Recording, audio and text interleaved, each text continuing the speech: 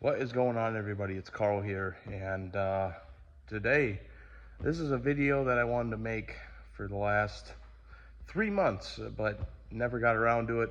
As you know, I haven't posted very much, but don't worry, the channel's not ending.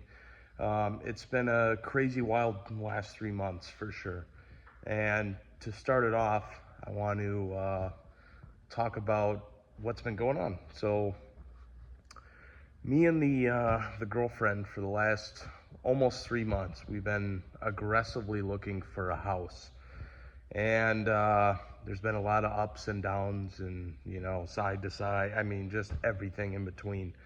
Um, I can't tell you the amount of houses I went and looked at, and even today the market's still pretty crazy.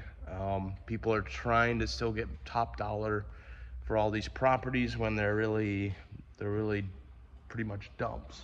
Sorry about the little interruption there. I'm up at the lake right now, and obviously it's Labor Day weekend, and I always, you guys know I have a pontoon trailer that sits in this garage up here, this garage. And anyways, I rent it out to a bunch of the neighbors that need to use it to pull their pontoon out, or put the pontoon in the spring, right?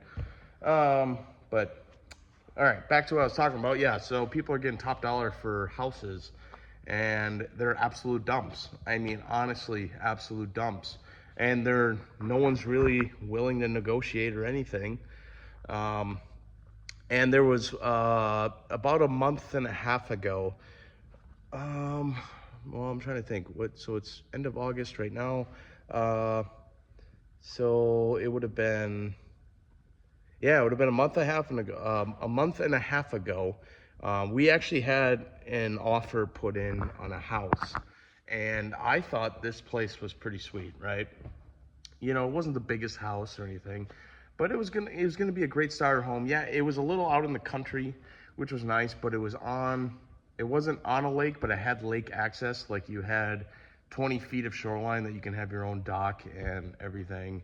And then on top of that, it was a 2-stall garage, which was a decent sized garage. And I thought this was going to be like the motorsports or water sports and car guy, shop and all this and that. And even, you can have a golf cart or ride ATVs around the neighborhood and all this and that.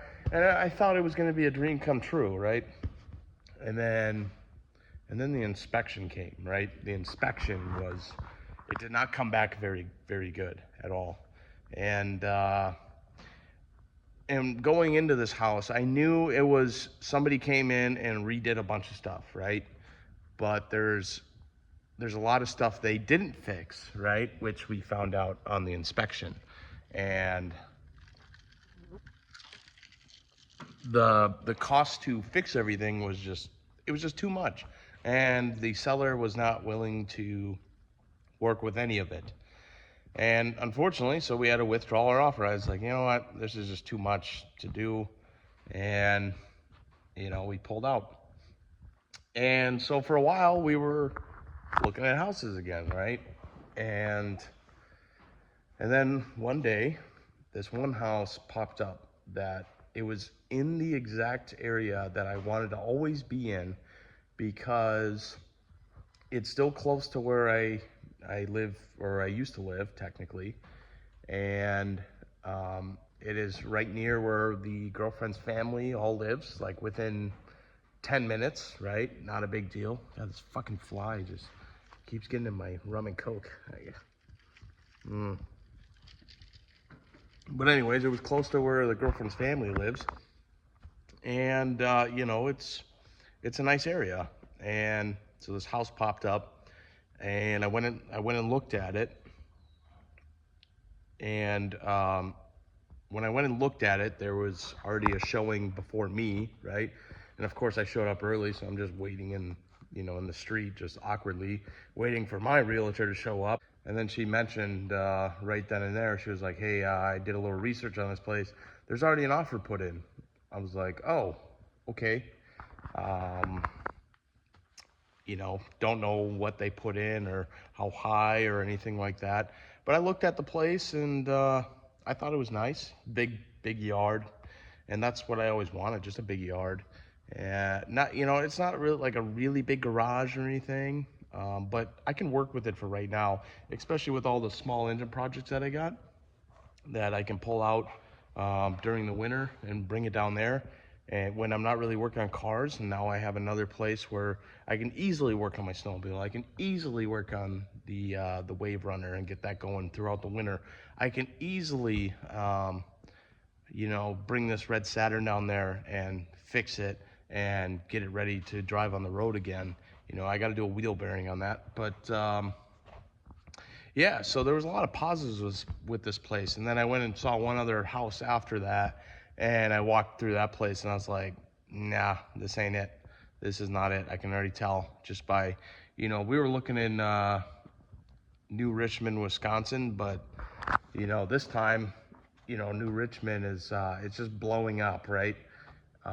They're building apartment buildings like crazy, you know, like 5 stories tall, like, and they're building tons of them.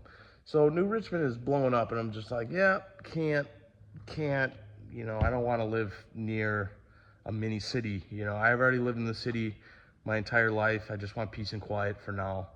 And you never know, maybe I'll move back, maybe I won't, you know, I don't know. But anyways, we found an area that I always wanted to be in, and well, we ended up bidding pretty high, and we got the place, right? They accepted our offer, which is pretty nice. And then it came around to the appraisal value, since hasn't been a lot of homes sold in this area, right? The appraisal came in low, which was devastating, because I was like, okay, I already am putting a 10% down payment, which, you know, was roughly like 25,000, right? And no, it was actually more than that technically, because that was based on our offer that we put in. Well, the appraisal came out to 250,000, and I'm like, well, I can't front another. What was it? It was I think it was 31 grand or something to make up the difference, and I was like, nope, can't do it. And thank God the sellers dropped their, you know, lowered, or I'm sorry, they agreed to sell the house at the appraisal price and move on with the sale, which was perfect. So now I own the house, and now I'm in the middle of moving everything. I want to say we are halfway moved in, right? Maybe even more than halfway. I mean, we're getting at the tail end where it's just a bunch of small stuff, right? But there's a lot of work there's a lot of work ahead of us that we still got to do, which is fine, So that's what's been going on. And, you know, what I want to talk about next, because I wanted to mention this in this kind of video, but this kind of just kept dragging on and spiraling out of control and getting pretty crazy. So I wanted to give you an update on the Suzuki Quad Sport. We actually did figure out the problem, and it wasn't the new carburetor, it was the jet that they had in the new carburetor. So they gave 3 different jets for the carburetor, and when I pulled out the jet out of the new carburetor, we figured out that jet was the mid-size for the 3 or the other 2 that they gave you that you could swap in and out, right? Well, I took apart the old carburetor, I pulled out that jet, and I can already tell it was like 4 sizes bigger than the biggest jet that they gave for the new carburetor. So after talking to my buddy for a while, you know, because that's who I bought it from, he was like, yeah, I put a big jet in it. You know, there's a lot of other stuff. There's like a hot cam in it. There's all kinds of stuff going on with this motor. You know, it's a pretty built motor. And it did require this massive jet. Thank God the jet that came out of the old carburetor was able to screw into the new carburetor and work perfectly fine. And I haven't had to do anything since. Everything works great. So, yep, so the Suzuki is fixed, and we're all done with that. I've been riding around for a while. Now I have a bunch of GoPros, but I would like to actually upgrade. I mean, I am like several generations behind on GoPros now. I would like to upgrade and get an actual newer GoPro, and then we could start filming with the snowmobile, the ATVs, all this and that. Even the Wave Runner would be pretty fun once we get that going. But for now, the yellow ATV is fixed.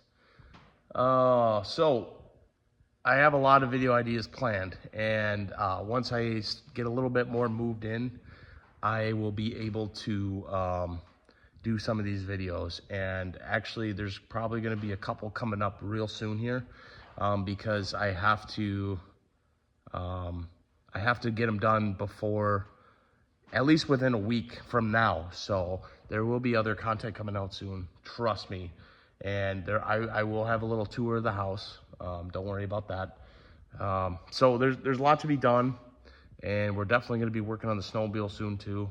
Since now I have a garage that I can, like I said, I can do all these small engine stuff, and instead of leaving all the stuff up here at the lake garage, you know what I mean, and doing it up here in the summer, I can tow this back. I can tow whatever I want back, and I can get it all done and do what I got to do, right? So but yeah, so that's kind of update on life. Right now it's been very busy, and it is what it is, right? But I appreciate all of you. You guys are still watching videos and subscribing and everything, so I really do appreciate that. But don't worry, coming soon, there will be another video. Actually, there might be a burst of a bunch of videos, and we still have, there's a car show tomorrow, but I'm probably not going to make it. But we all know there's Frankensteiners in October, and I plan on getting the Camaro done by then. I'm in the middle of a brake swap right now. I swapped the knuckles over, did ball joints, but now we got to just finish that up quick. That's my plan. I got a month to do it, and that's plenty of time. And then we can go to Frankensteiners, we can film a bunch of stuff there, and close out the year pretty much. That's kind of where we're at. So, but I appreciate all of you. Thanks for watching. I'll see you guys in the next video.